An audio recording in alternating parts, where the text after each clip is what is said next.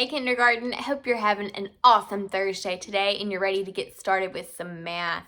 We're going to begin the day with our number talk, so here we go. Okay, so we're going to use the Rec and Rec again today. This week we've been talking about composing numbers and decomposing numbers.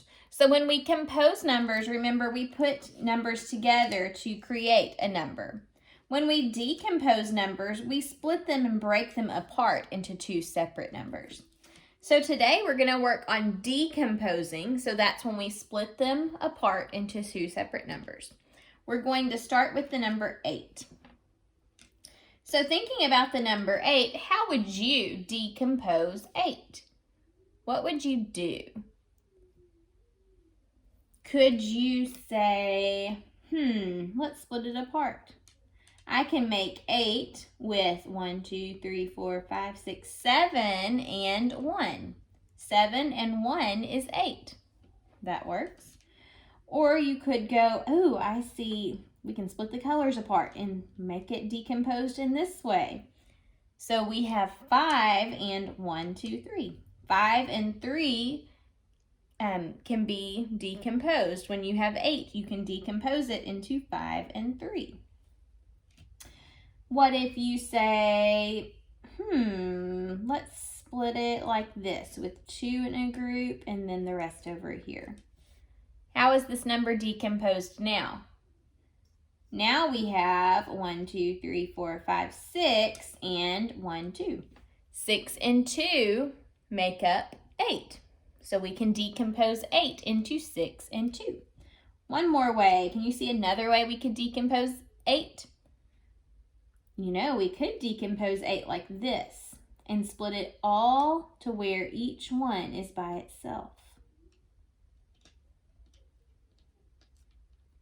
So when we have it split like this, we're basically saying 1 and 1, 1, 1, 1, 1, 1, 1, all equals 8. How many ones is that? 1, 2, 3, 4, 5, 6, 7, 8. So we're basically saying 8 ones equals 8. So we can decompose 8 into 8 ones. There are lots of ways that you can decompose 8. You could decompose 8 into a double and do 4 plus 4. That's a way to decompose 8. There are other ways that we haven't talked about as well. There are lots of ways to decompose 8. See if you can think of any more. All right, our word problem for today is right here. Let's read it together. Chelsea saw 3 squirrels in a tree. 2 of the squirrels came down to collect nuts. How many squirrels are left in the tree? Okay, so let's read that word problem again now and listen for the question. Chelsea saw 3 squirrels in a tree. 2 of the squirrels came down to collect nuts. How many squirrels are left in the tree? What question are we being asked in this problem? How many squirrels are left in the tree? That's the question. Here's our question mark. See, remember, question sentences end with a question mark. Okay, so we're going to be trying to figure out how many of the squirrels are still in the tree. Now let's look back through the word problem and look for important information. So listen to each sentence as I read and think of what is super important to help us solve this squirrel question. Chelsea saw 3 squirrels in a tree. What's important in that sentence? 3 squirrels. And it may be important, tree may be important too, because I remember we are trying to solve how many are left in the tree. Okay, so there were 3 in the tree. 2 of the squirrels came down to collect nuts. What's important there? I think the number 2 is important, and maybe also the words came down. Because if they are coming down from the tree, are they still in the tree? No, they left. And we're trying to figure out how many are in the tree. So those words came down may really help us to know what to do in a little bit. All right, we have analyzed our problem. Now, let's plan how we will solve it. Okay. I'm going to draw a part whole mat for us. Okay, so Chelsea saw 3 squirrels in a tree. And then 2 of them came down. And we want to know how many are left. So how many squirrels did she see in the tree total? She saw 3 squirrels in the tree total. And then 2 of the squirrels came down. So that's one of the parts. We want to know how many are left in the tree. So anytime you start with knowing the whole, that means that you're going to have to subtract to get the answer to one of the parts. So we're going to need to do 3 minus 2 equals something. Whenever you subtract, you always start with the larger number first and then get smaller as you go. So 3 minus 2. Okay, let's solve that today. Gotta put my S for solve in my check there. Let's solve using my bear counters. So there were 3 squirrels in the tree. 1, 2, 3. You know what? I can even make this even more fun and we can draw a little tree here.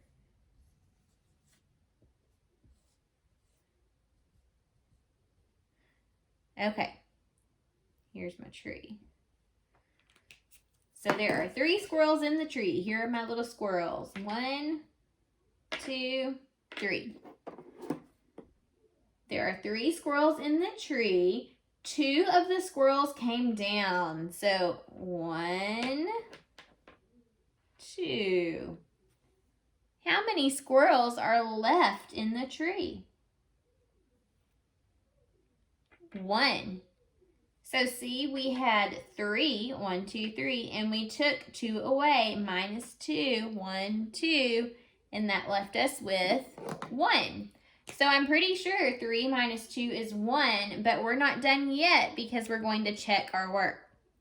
Today I'm going to check my work using the draw a picture strategy. So Chelsea saw 3 squirrels in a tree. 1, 2, 3. 2 of the squirrels came down.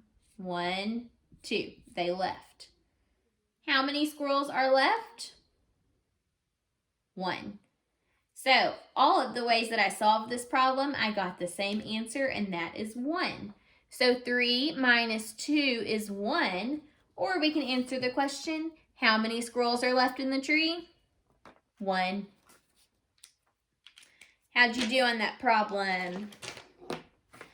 Are you becoming a mathematician? All right, let's work some more on more than, less than, and equal to. Let's start by building the number 11. I'm going to use my bear counters to start with. We'll build 11.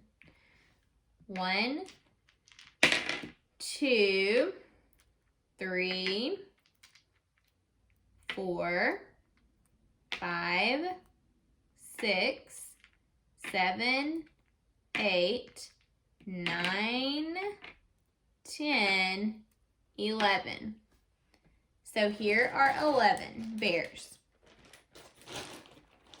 What is 1 less than 11? What is 1 less?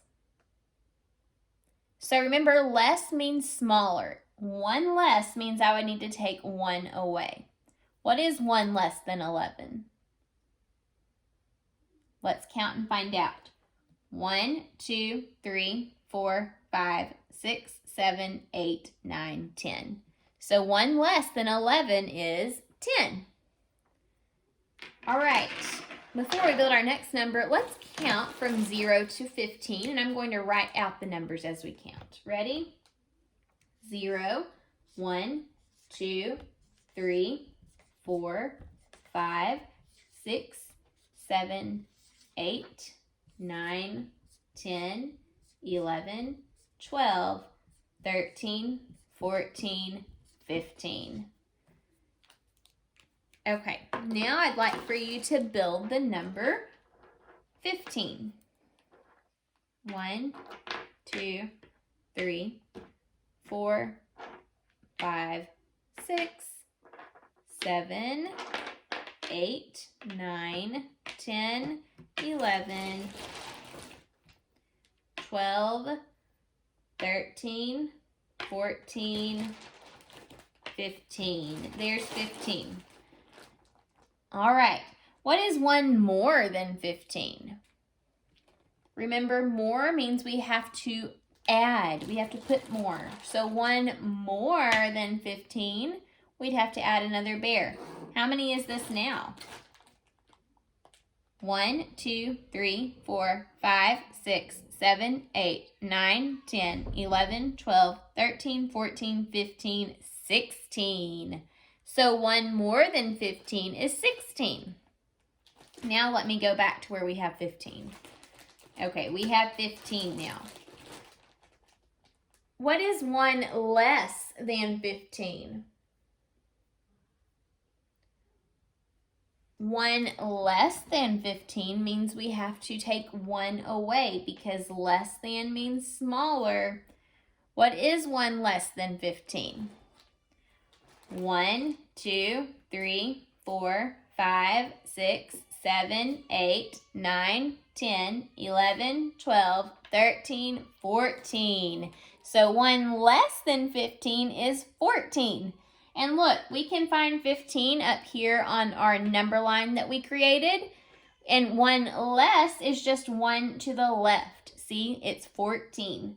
Whenever you're looking at numbers that are less, they are always going to be to the left or up. The numbers that are less are always to the left or numbers that are above because we've already counted those numbers as we go. So they are left and up. If you're looking for a number that's greater, you will always go to the right or go down. These numbers are all larger and they are considered greater. Let's do one more together. This time, can you build the number 10? Or no, let's change it up. Can you build the number 7? 1, 2, 3, 4, 5, 6, 7. Here's 7.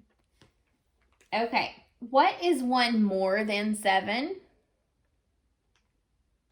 One more than 7. More means we have to put one more out. What is one more than 7? 1, 2, 3, 4, 5, 6, 7, 8. It's 8. See, one more than 7 is 8. It is one bigger, one larger, or one greater than 7. 8 is one more. Okay, I'm taking this one away, and now we're left with 7. 1, 2, 3, 4, 5, 6, 7.